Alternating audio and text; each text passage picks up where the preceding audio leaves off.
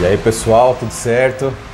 Para quem não me conhece, sou o atleta Mibe Oliveira e hoje trago para vocês aqui uma presença muito especial, o grande atleta, um dos atletas mais respeitados aí do circuito, aí do cenário do fisiculturismo nacional, tanto no esporte como também nas mídias sociais. Trago para vocês Júlio Gorila. E aí, Mibson, tranquilo? Salve, galera. Tranquilo? Muito obrigado aí, Júlio, pela sua... Eu que agradeço. Desde já a sua participação. E hoje vamos fazer uma entrevista aqui, um bate-papo de atleta. Espero que vocês gostem. Vamos para a entrevista.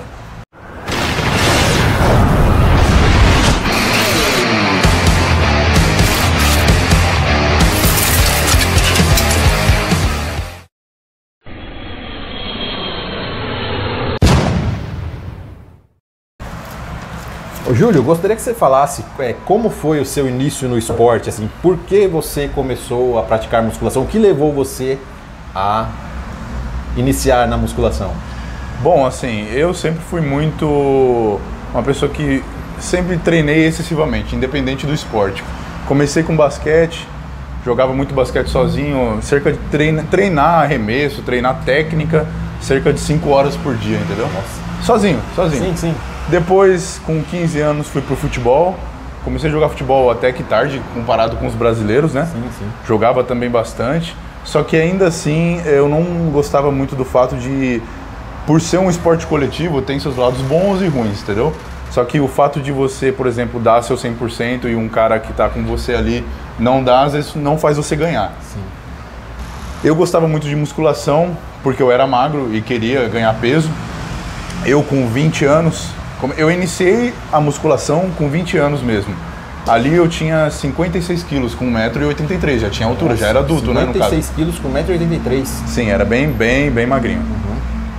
Comecei a treinar e eu via que tudo só dependia de mim. Porque o que eu treinava ou não treinava, o que eu comia ou o que eu não comia, refletia no meu corpo, no meu resultado, entendeu? Então não tinha como eu falar assim, foi culpa daquele ali, como a maioria dos esportes coletivos, né? O cara às vezes não faz o que tem que fazer e fala, foi culpa do outro, ou foi culpa daquele. Aqui não.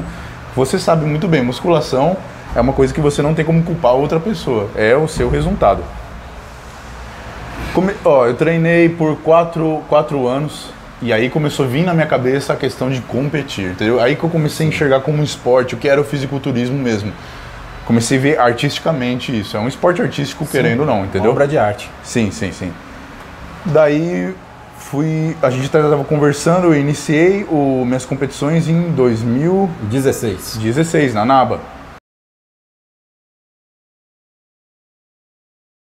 Ali eu nunca mais parei, pelo menos no primeiro ano eu competi 5 vezes, foi estreantes, foi o paulista, foi o brasileiro, foi o mundial e foi o sul-americano, que eu fui campeão sul-americano no caso.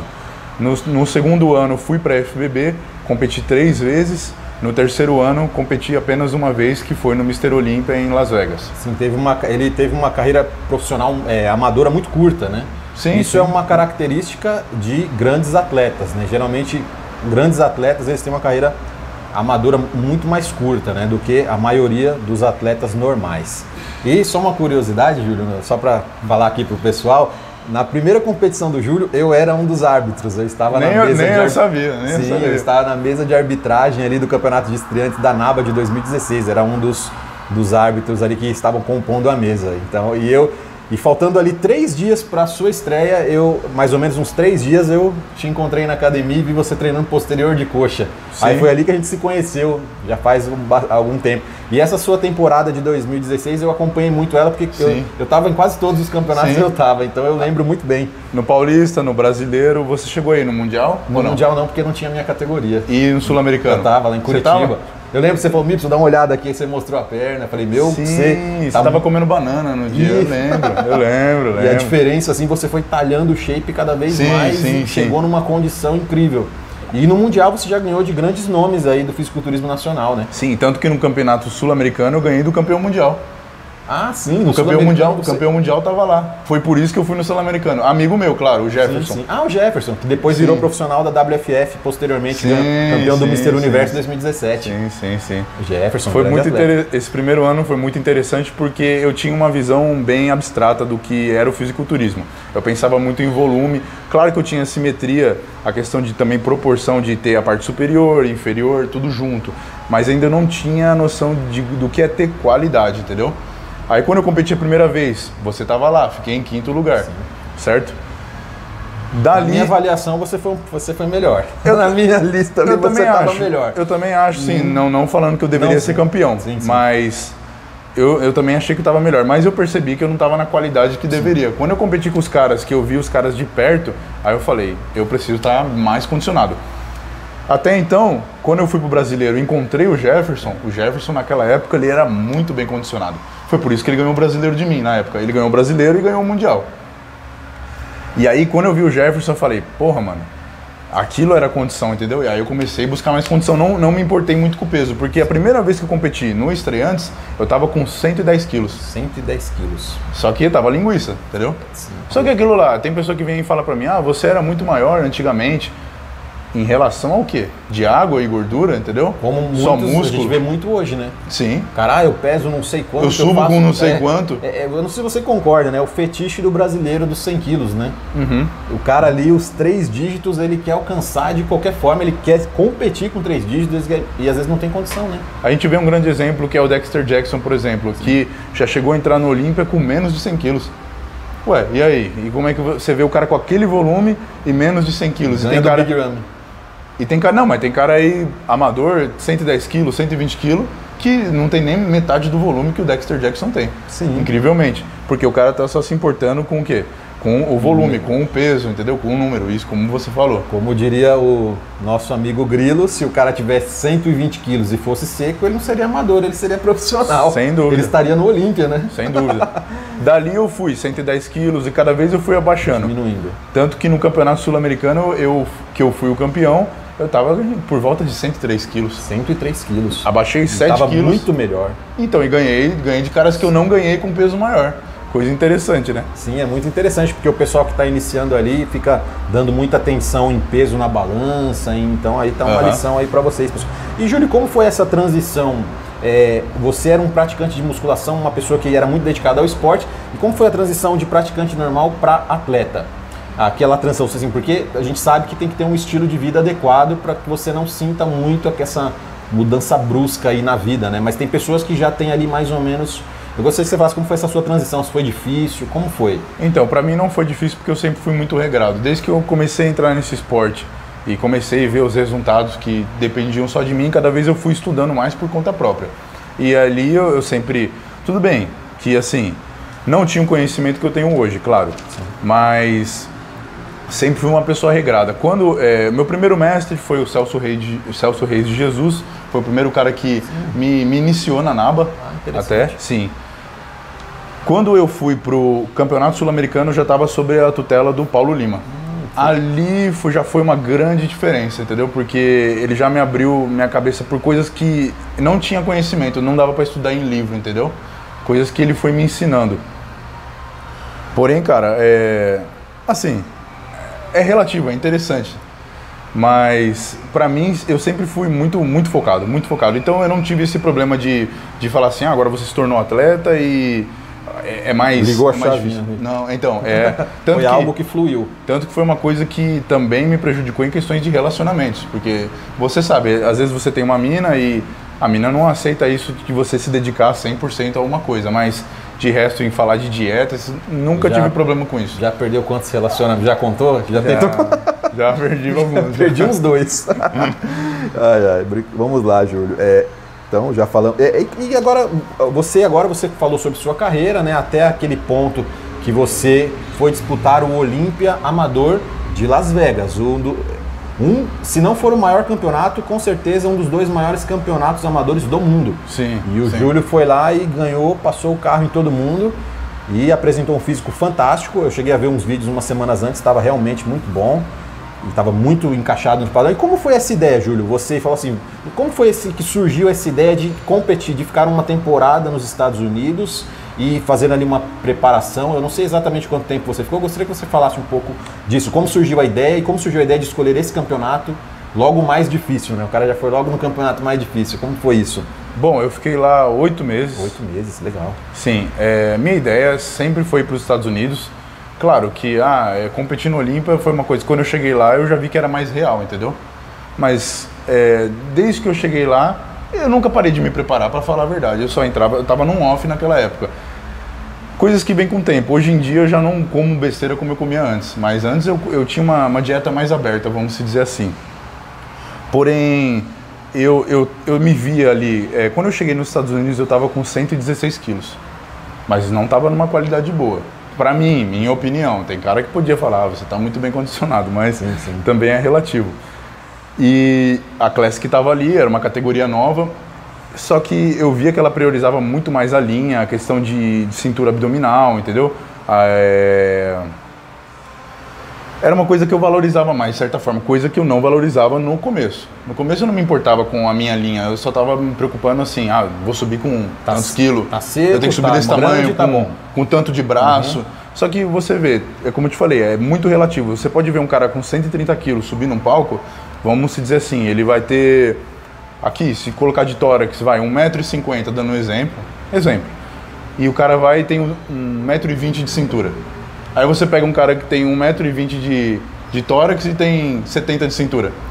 Você entende? A linha do cara é muito mais bonita. E bodybuilder, na minha opinião, se trata disso, da arte, entendeu? Que você coloca, não só o volume em si. Sim. E eu via que a Classic priorizava muito mais isso e eu sabia que por eu chegar ali na Amador com 96 quilos, sendo que eu estava com 116, eu ia chegar numa condição muito extrema. Muito boa. Foi como eu cheguei, numa condição extrema. Tanto que quando eu peguei minha categoria, eu estava maior que os caras, e estava muito mais seco que os caras. Tão seco quanto ou mais. Muito mais. Na minha categoria, muito mais. Quando eu fui pro overall... eu vi, muito tranquilo. Sim, foi muito tranquilo. Quando eu fui pro overall, aí eu encontrei uns caras mais alto. Que bateu de frente. Mas mesmo assim, minha condição ainda estava melhor que dos caras. Eu bati o olho ali, quando eu vi ali a categoria mesmo, eu falei, não tem como. Assim, na minha categoria, eu também, quando eu vi, eu falei, não questão de ser... Sim, não, mas atleta, por você pessoal, atleta, isso não é arrogância não, viu, pessoal? Isso... não é arrogância, mas o atleta sente quando é o dia dele, né? Ele sente quando ele está muito melhor do que os outros, né? Isso é normal. Aquilo lá, você está trabalhando todo dia pensando em um momento. Pô, se você não fez nada errado, por que você tem que ficar com medo ou por que você vai ficar inseguro? E muitos atletas se perdem nisso, né? Às vezes o cara tá bem, só que ele tem autoestima baixa, e ele chega no dia, ele não consegue desempenhar um papel legal no palco e ele acaba perdendo em pose. Né? Fica nervoso. Mindset, na verdade, né? Isso não é só no esporte do fisiculturismo, mas também se trata, porque não é que nem jogar futebol. Jogar futebol, vamos dizer assim, você tem tantos campeonatos pela liga até chegar num campeonato importante. Já o fisiculturismo, às vezes você se prepara o ano inteiro para chegar lá alguns minutos. Sim. Não, tá bom, vai embora. Então, se você não tiver um mindset bom, de ter a calma, você tá lá, tá fazendo tudo, mas quanto mais vai chegando perto, pode acontecer, você sabe disso. Quando você está perto de competir, vai começando a acontecer umas coisas que nunca aconteceria na sua vida. O ano inteiro. Isso, umas coisas assim. É impressionante. Então, muito cara se desvia, muito cara sai disso, entendeu? Por quê? Chega na hora, o cara tá com tanta pilha, o cara vai à história, entendeu? E perde o campeonato. Um atleta é muito bom. Já vi, como eu estava conversando com você antes, tem atletas que eu vi, presenciei, atletas que eu falava, caralho, o cara é foda, mas chegava na hora do campeonato ele virava um merda. Por quê? Pela mindset dele. Ele ia lá e se via como um derrotado, entrava no campeonato e era derrotado. Sim, eu entendo perfeito, Júlio. Mas você já saiu com a ideia do Brasil de competir na Classic Physique ou isso foi algo que você... Não, foi lá. Foi lá que você teve essa ideia e antes você estava pensando assim, em competir em qualquer categoria aberta, mesmo Open... Sim, ainda estava meio na dúvida ali. Sim, eu estava vendo, como eu te falei, eu estava numa época de off. Se subia o peso, se descia, se fazia um off. Porque eu queria entrar, minha ideia sempre é essa, entrar o melhor possível. Sim. Então eu vi que para entrar de uma maneira, se eu fosse entrar na Open, tudo bem, eu já tinha um currículo até que bom relativamente, mas cara, para você entrar numa Open, você entende como é que é. Estamos falando de Mr. Olympia Las Vegas, né? Sim, e também tem a questão do recurso financeiro, né? Sim, também é muito pesado. E aí como eu vi a Classic, vi essa oportunidade, vi que eu poderia levar meu shape a outro nível, condição, tá ligado? E aí, o dinheiro não falaria tão alto ali como nas outras categorias. Na Classic ali você vê que o dinheiro, o recurso, ele já não vale tanto, Sim. né? Como em outras categorias. Né? O cara pode ter muito recurso. Também recurso depende do volume que você vai ficar. Isso é óbvio, entendeu? Sim. Todo mundo sabe disso. Porém, cara, O talento, né? O natural. Sim, o né? talento e saúde. Exatamente. A longo prazo, entendeu? O cara ele pode ser muito bom, muito grande, 3, 4, 5 anos, 10 anos, mas e depois da vida dele inteira, o que acarreta? Tem muito cara aí que era meu herói na musculação. Hoje, o cara ali apareceu ali uns 6, 7 anos, hoje você nunca Vira um mais ouviu tiozinho. falar. Sim, Vira um tiozinho. sim, hoje o cara, você vê, o cara tá infelizmente na hemodiálise. Né? Assim, geralmente atleta que quer levar os dois mundos, né? Aquele cara baladeiro. Sim. Aí E piora, né? Tem muitos hoje já que estão indo por esse caminho. Mas isso historicamente no fisiculturismo sempre foi assim. O cara que quer levar as duas coisas, o caminho dele é o hospital depois. Sim. Né? O cara quer as duas Qualquer coisas. atleta, amigo. Se qualquer atleta de elite, se o cara não é bem regrado, se ele não vê aquilo como um trabalho que eu digo de não ganhar dinheiro, mas um propósito de vida. Sim, sim. E se ele quiser ter uma vida como uma pessoa normal e quer ter uma vida como atleta, ele não vai conseguir ser 100%. Ou você vai para um lado ou você vai para outro. Sim, sim. E aí temos grandes talentos perdidos. Sim, né? vários. Né? E assim, Júlio, agora chegando... 3 minutos, vamos lá. E como foi a sua adaptação nos Estados Unidos? Né? Nós sabemos aí que é totalmente diferente, idioma, cultura, o jeito que as pessoas se tratam. Eu gostaria de saber como foi essa mudança na sua vida. Ok, eu fui para Miami. Então Miami querendo ou não, um lugar muito latino. Lá, na verdade, eu aprendi mais a falar o espanhol do que o inglês, porque me relacionava muito mais com pessoas latinas do que americanas no fato, entendeu? A questão de esporte, eu vou ser bem sincero para você, o Brasil ele cresce muito mais no ramo fitness do que em qualquer outro país. O Japão também ali é outro lugar que está crescendo bastante. Sim. Porém, o Brasil não tem como. Pode ver que todos os países agora estão investindo mais no Brasil, pela questão de cada vez crescer mais. Os Estados Unidos ele é mais estruturado. Você vai para lá, as academias são maiores, as academias têm mais aparelho, toda academia que você vai tem hammer, por exemplo. Mas a cultura deles lá é muito assim... Eu via muitas pessoas lá indo por lazer na academia. Enchia. Mas não eram pessoas que iam, por exemplo, para conversar, nada do tipo, mas para passar um tempo ali. Aqui o brasileiro já é diferente. Ou os caras treinam, ou você vê muitos caras que vê a academia como uma balada, por exemplo. Ponto de encontro. Sim, de conversar, socializar. Sim. Já lá não tinha muito isso, mas...